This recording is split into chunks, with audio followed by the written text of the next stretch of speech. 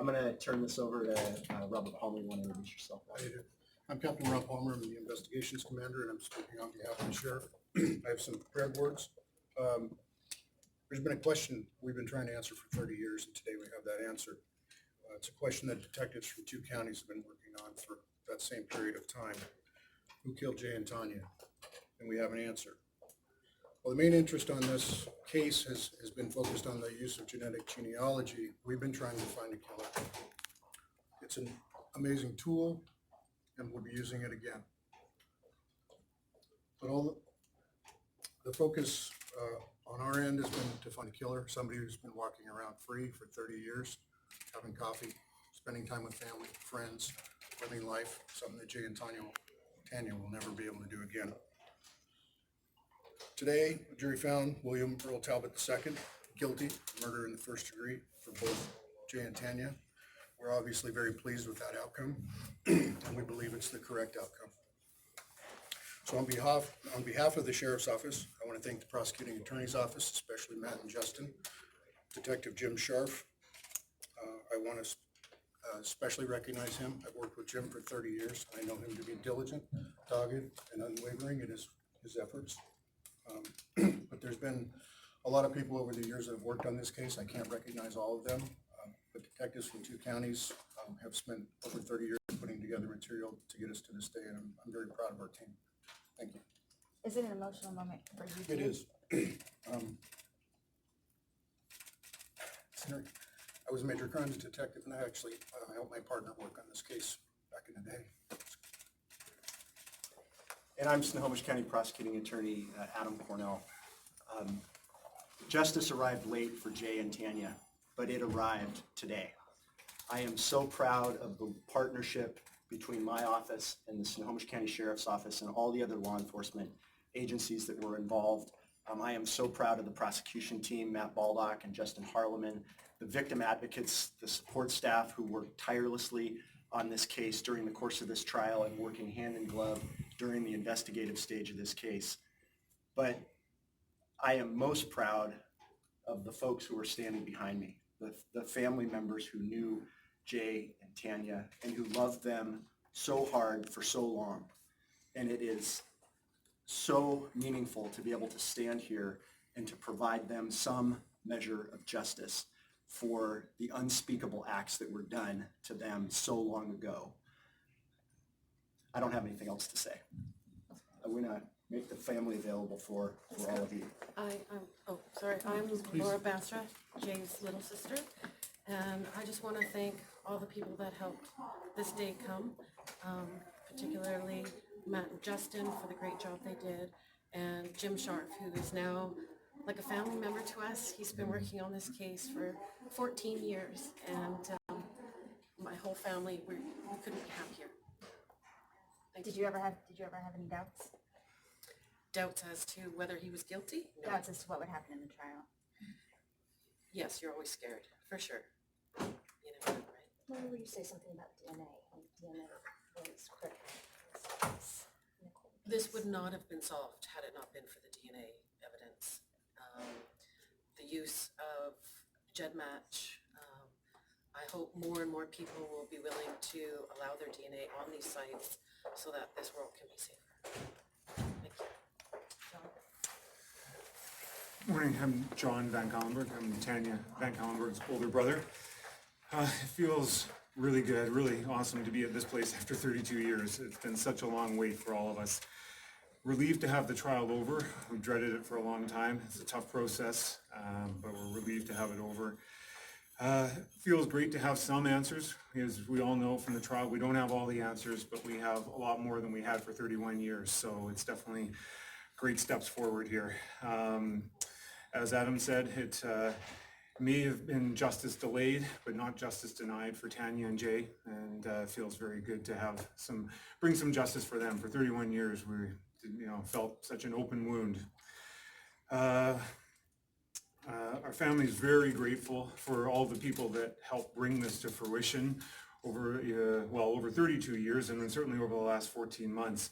A lot of that's the law enforcement that you've seen here. Especially by my count, there was law enforcement that testified at this trial. So many of them were working back in the day 32 years ago. To be able, for all of them to be able to contribute to this outcome, we're very grateful. The Snohomish cold case team, of course, and Sheriff Ty Trineri. And, you know, as you've already heard too, I mean, Jim Sharp was the real bulldog behind this, and such a prince of a guy, and the guy who really helped move this forward to conclusion. We owe him a huge amount of gratitude. Again, the prosecutor's office, the prosecuting attorney, Adam Cornell, but also the frontline guys of Matt Baldock and Justin Harlan did a fantastic job. They were very professional throughout and very gracious with the families as we went through this process, both before trial and during trial. They were very, very good. We're lucky to have them here in Snohomish. I'd also like to really thank the jury. You know, very tough job they had to do. It's not an easy thing to ask anyone to do, and especially in such a gruesome case as this. So, you know, our thanks do go to the jury. I also think the genealogy community deserves a recognition. Their advancements and analytics are what helped get us to this stage. You know, the obvious players in this case were Jed Match and Curtis Rogers. Had C.C. Moore move this case forward very quickly. Steve Armitrout and Parabon, all of whom contributed very significantly. And really, you know, their core value in that genealogy community is about helping families. And I think that's what you've seen them do today. You've seen these families, they have helped families in a different way than they were used to, but I think it's still their core value is being represented here today.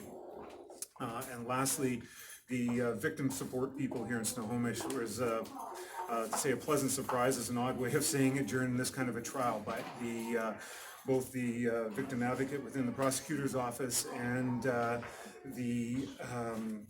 I guess the victim support services of Everett and their staff have been very helpful, very gracious to the families through this process, so they deserve recognition as well. So. What have the last few days been like as you waited for the jury verdict? Pretty unique. Never been through that before. You know, just, you know, recognizing the jury needed some time to think it through, you know, but as days started to tick on, particularly this morning, I was being a little nervous where things were going, but obviously fantastic they were able to do their job. They, you know, it was a tough case. They had to think it through, and you know, it sounds like they did their job, and I'm glad they did. So it was definitely some tough days waiting, but you know, part of it was you know, the stress of the trial was over. It was in the jury's hands, you know. So, and not to say it was stress free, but it was awkward waiting for sure. Yeah. Would you say anything to Bill Talbott? I don't think at this time is the right time for me to address that. Thank you. All right. Thank you. So would you mind commenting just on the Jed Match and this technology and what this means for any other cold cases currently being worked on here? As I said, it's an amazing tool. It's a tool that we plan to use again, and without it, we wouldn't be where we are today. Without a question in this case, it's another tool in our arsenal. We still have to do all of the other work the old-fashioned way and leverage technology where we can and when we can. Times change, but you still have to do the hard work, the legwork, dot all the I's, cross all the T's, just like we've always done. For other families watching this who may be waiting on another cold case, what does this message send to those families? I'm sure it gives people hope. As I said, you know, it's a tool that law enforcement across the country is going to start leveraging, I think, I don't want to say that, on a more regular basis, I hope, and bring justice to other families. And I hope it gives some hope to the law enforcement community as well. One more time, it was 3 decades of investigation said. Let's let the family get by, and we can continue to answer questions. And Do you any wanna keep family going with members that? who want to review, can certainly do that too. Thank you. But you're more media.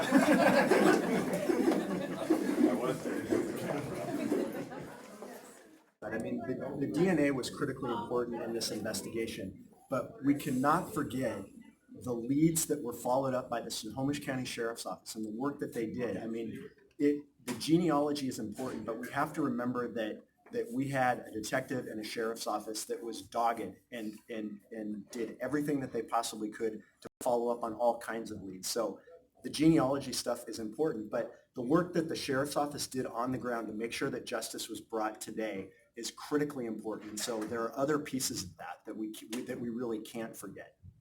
Really quickly, does this set any precedent for using genetic genealogy in future cases? Well, it's important to remember that in this particular case, there were no Sixth Amendment issues that were implicated. The defense stipulated to much of the evidence that would have been more controversial, and that was a strategic decision that was made by the defense. But with regard to using this tool to follow up on leads, certainly this would be precedent-setting in that regard. Do you have a message for other victims' families that are dealing with cold cases? Well, I can tell you that folks aren't going to be able to get away with murder anymore when we have this information. And if you're a killer and you're out there, then this office and other law enforcement offices around the country may be coming for you. Are there other cases where you're looking at this tool right now? Can you elaborate? I know. Anything else? Gentlemen, thank you. Okay, thanks, Thank you guys. so much.